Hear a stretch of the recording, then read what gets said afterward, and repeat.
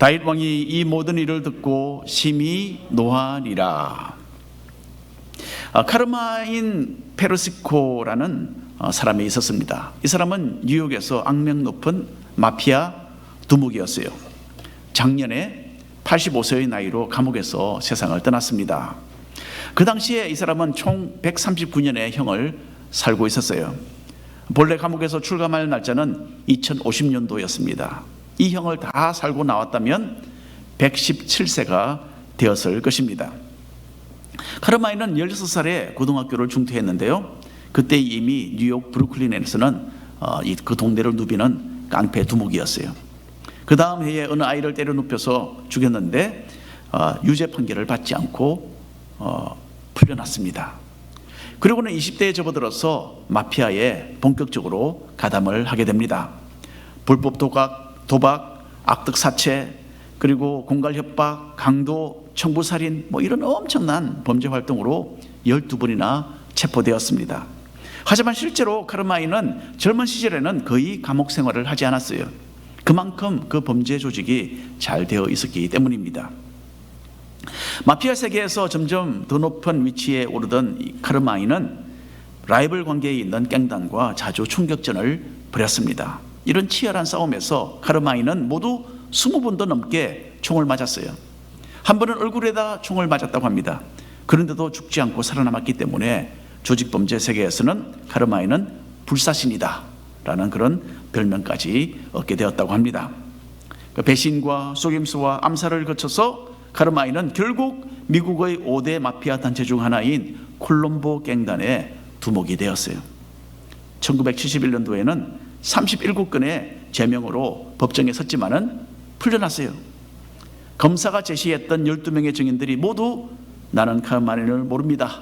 그렇게 증언을 바꾸었기 때문입니다. 1980년대에 카르마인은 여러 다른 범행으로 경찰에 쫓겨다니다가 결국 체포되었어요. 그리고 변호사 없이 자신만만하게 자기 스스로가 자신을 변호하겠다 그렇게 말을 했습니다. 하지만 결국 유죄 판결을 받았어요. 뉴욕의 잔 케이난 판사는 총 139년의 형을 선고하면서 카르마인에게 이렇게 말을 했습니다. 당신은 가장 영리한 사람이지만은 당신의 인생은 비극이요. 그렇게 말을 했어요. 카르마인은 21살에 아들을 낳았습니다.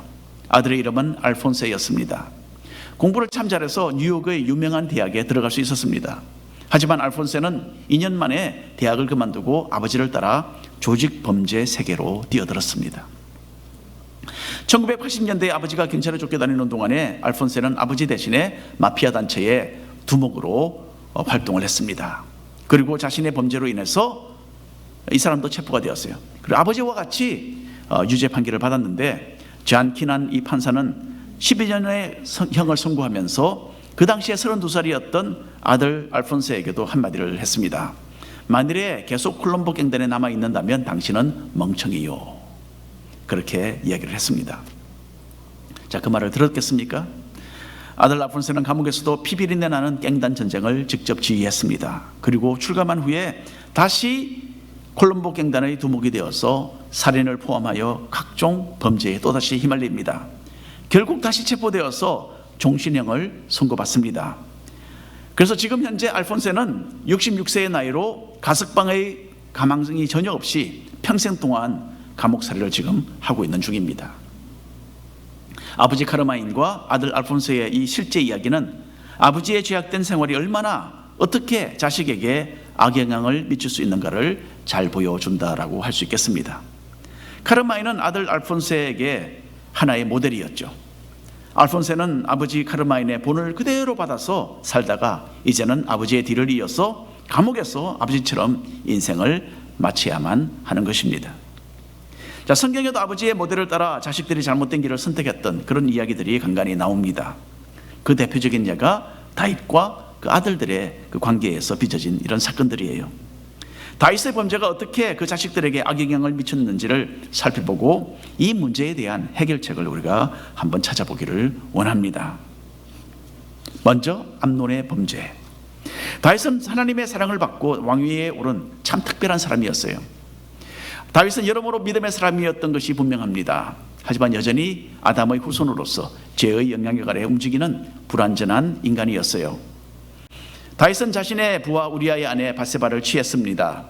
그 후에 우리아를 죽이고 우리아의 아내를 자기 아내로 만들었습니다. 이 흉악한 범죄를 하나님은 결코 그냥 넘어가지 않으셨어요.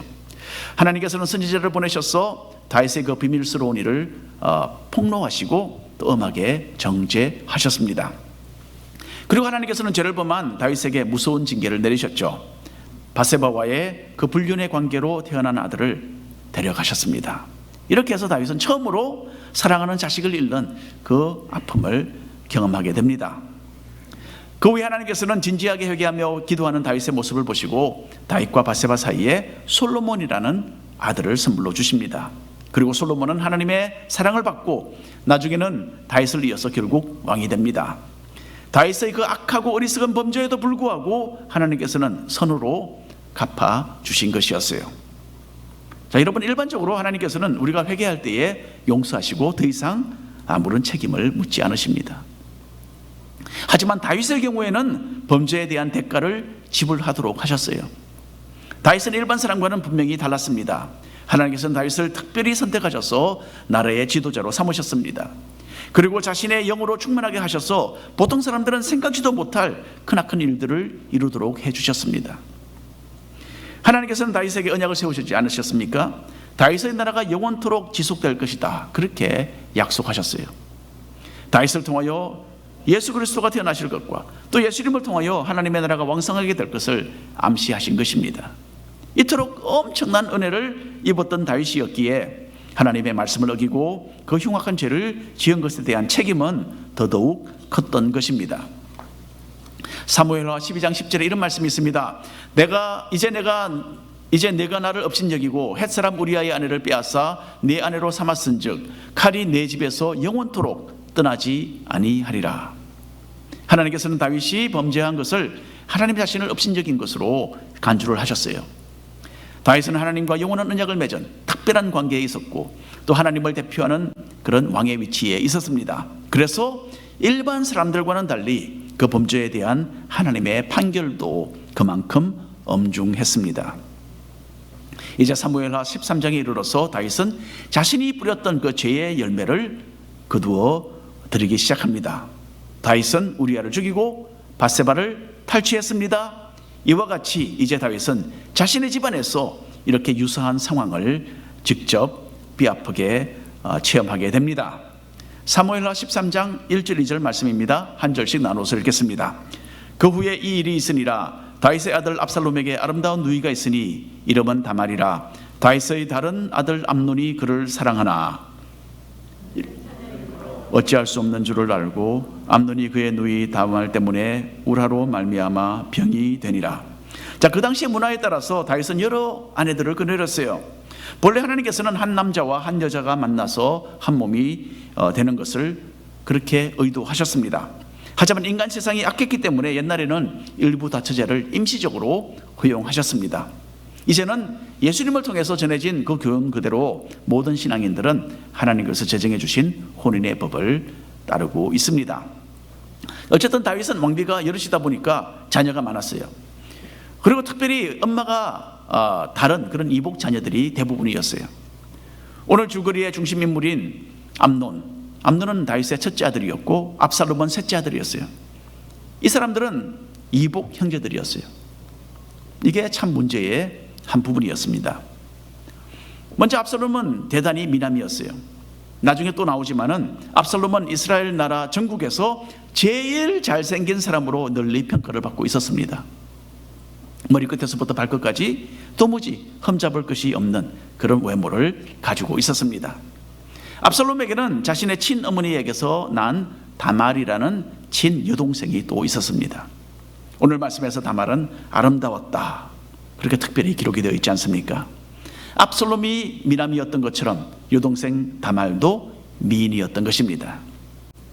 자, 그런데 문제 인물인 이 다윗의 첫째 아들 암논이 아름다운 다말을 사랑하게 되었어요.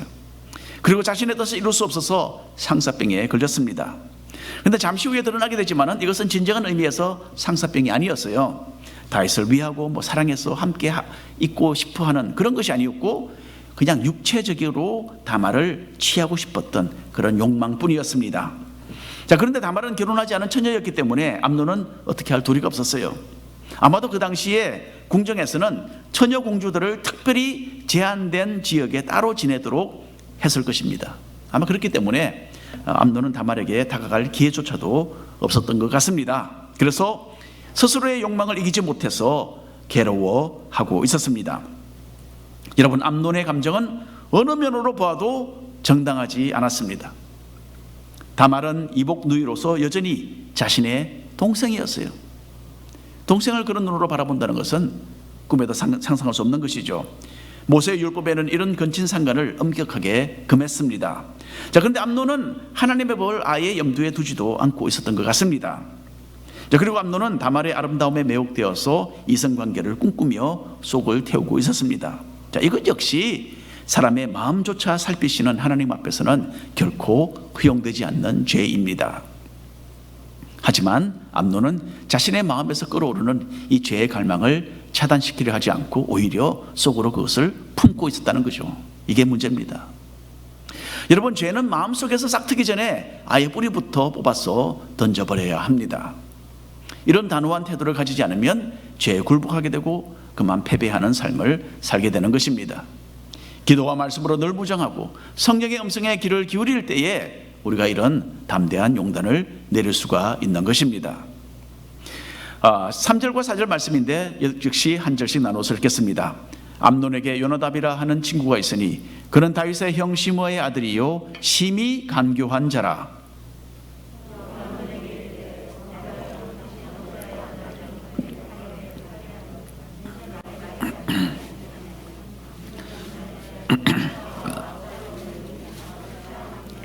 네, 감사합니다. 자, 암논의 마음이 이렇게 골마 있을 때에 그 죄의 갈망을 이루도록 부추기는 사람이 있었다는 거죠. 요나답은 암논의 사촌이었습니다. 그리고 대단히 간교한 사람이다 라고 여기에 설명이 되어 있습니다.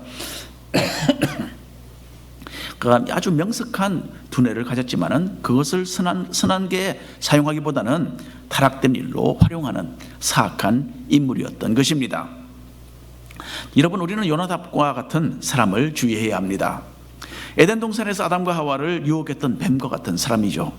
이런 사람을 가까이 하고 그 말에 귀를 기울이면 틀림없이 우리는 죄 가운데로 빠져들고 맙니다. 악한 동물들은 선한 행실을 더럽힌다, 그렇게 신약 성경에 기록되어 있습니다. 악한 영향력에서 스스로를 보호하는 그런 지혜를 모두 가지시기를 바랍니다. 자, 요나답은 암논이 뜻을 이룰 수 있도록 한 가지 조언을 해주죠. 누워서 병들어 있는 채 하다가 아버지 다윗 왕이 병문안을 오면 누이 동생 다말을 자기에게 보내서 간호를 하도록 부탁을 하라라는 것이었어요. 참 기가 막힌 그런 제안이죠. 암논은 이 책략을 사용해서 결국 다말을 자기 집에 오도록 하는 데에 성공을 합니다. 다말이 음식을 만들어서 다가오자 암논은 드디어 본색을 드러내었습니다. 그 내용을 읽어보겠습니다. 또다시 우리가 한 절씩 나눠서 읽겠습니다. 그에게 먹이려고 가까이 가지고 갈 때 암논이 그를 붙잡고 그에게 이르되 나의 누이야 와서 나와 동침하자 하는지라. 대답하되 아니다 내 오라버니여 나를 욕되게 하지 말라. 이런 일은 이스라엘에서 마땅히 행하지 못할 것이니 이 어리석은 일을 행하지 말라. 내가 이 수치를 지니고 어디로 가겠느냐. 너도 이스라엘에서 어리석은 자 중의 하나가 되리라. 청하건대 왕께 말하라. 그가 나를 내게 주기를 거절하지 아니하시리라.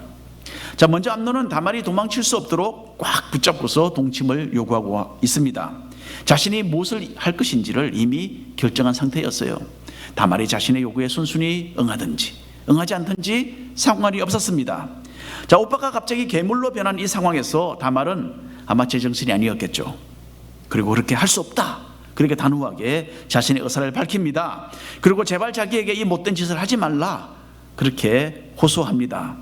암논이 자기를 범하는 것은 어리석은 짓이고 이 이후로는 다말 자신도 수치 가운데 살아야만 한다, 그렇게 말을 하죠.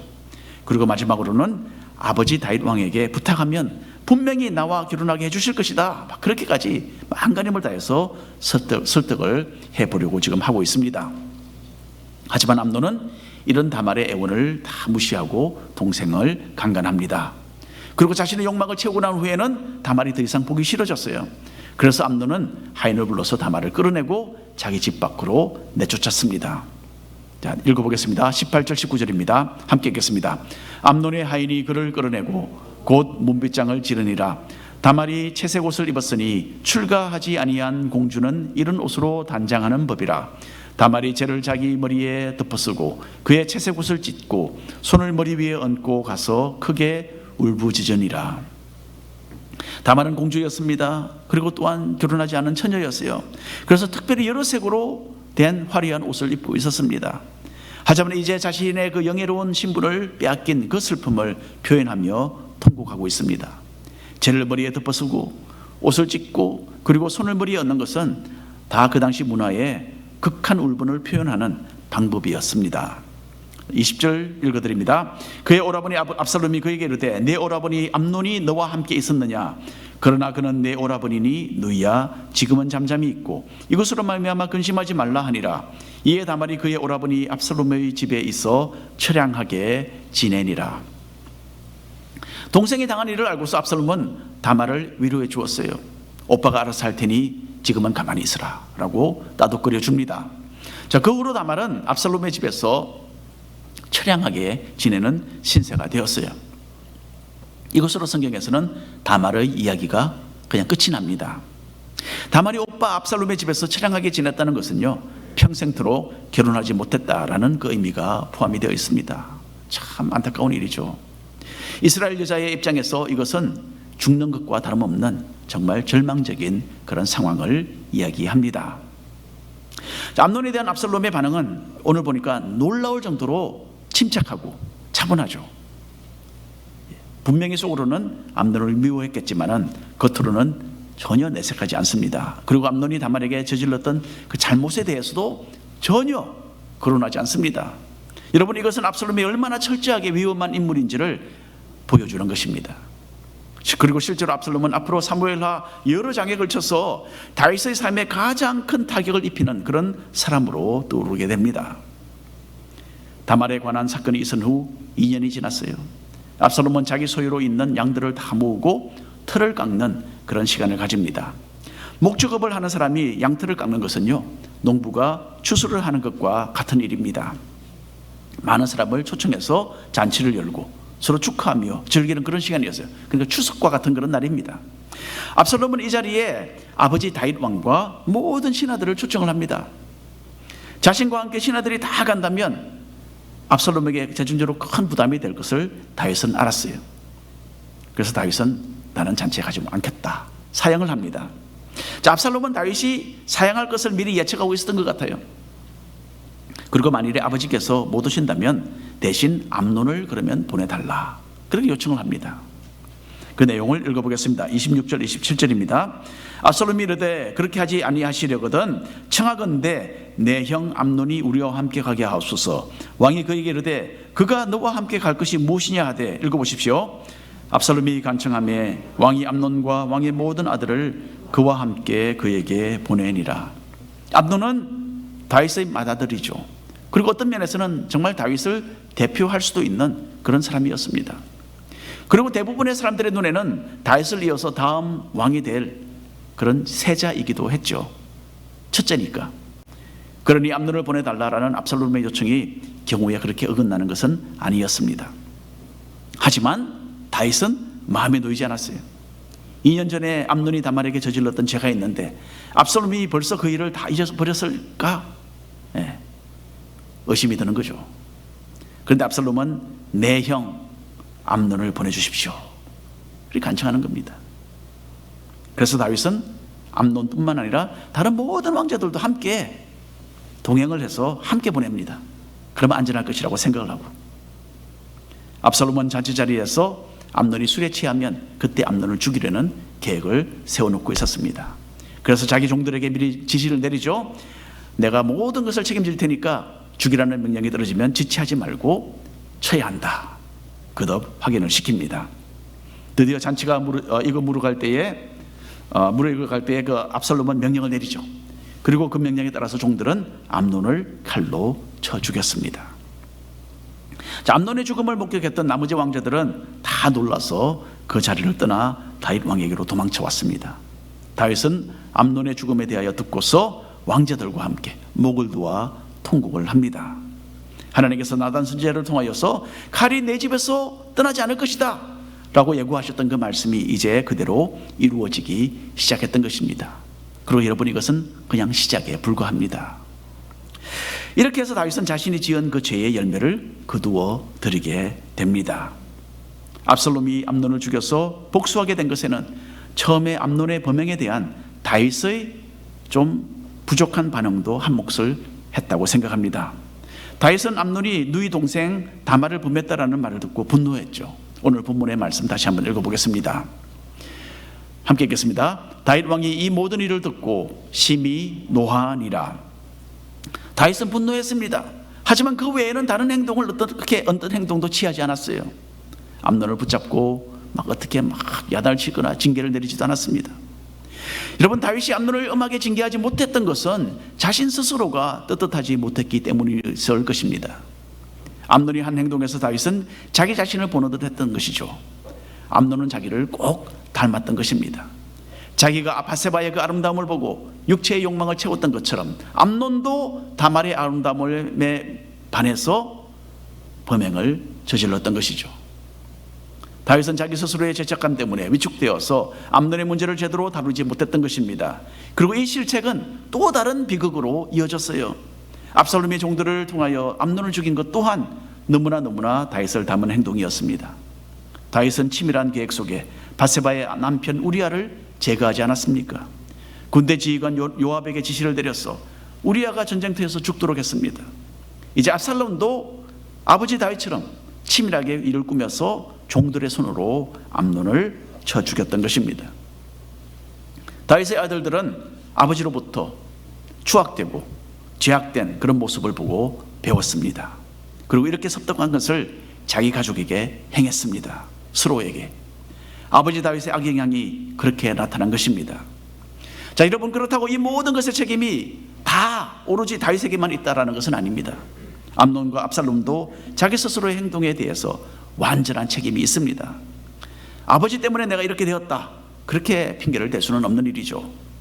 다만 다윗이 아버지로서 자식들에게 보여주었던 그 모범은 형편없었다라는 것은 분명합니다.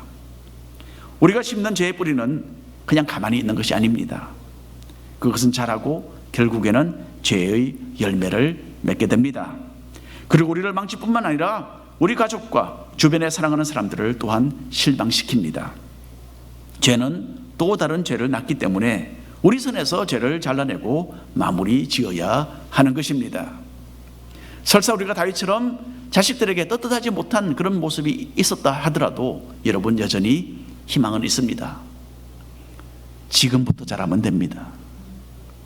우리는 모두 어떤 부분에서는 실패할 수밖에 없는 죄인들이지 않습니까? 우리 모두는 예외 없이 성품적으로나 삶의 어떤 선택에 있어서 완전하지 못했거나 또는 부끄러운 면이 있었을 것입니다. 이런 오류를 바로잡고 돌이킨다면 자녀들은 우리의 그 변화된 모습을 보고서 느끼며 배우는 점이 분명히 있을 것입니다. 다윗의 삶은 우리 자신들을 비추는 거울입니다. 우리 역시 실수투성이고 못난 모습들을 다 지니고 있습니다. 하지만 우리도 주님께 겸손하게 무릎을 꿇고 나아간다면 주님은 언제나 용서해 주시고 우리를 자신의 형상으로 변화시켜 주십니다. 죄와는 멀어지고 주님과는 날로 가까워지는 은혜 충만한 삶을 사시기를 축원합니다. 기도하겠습니다.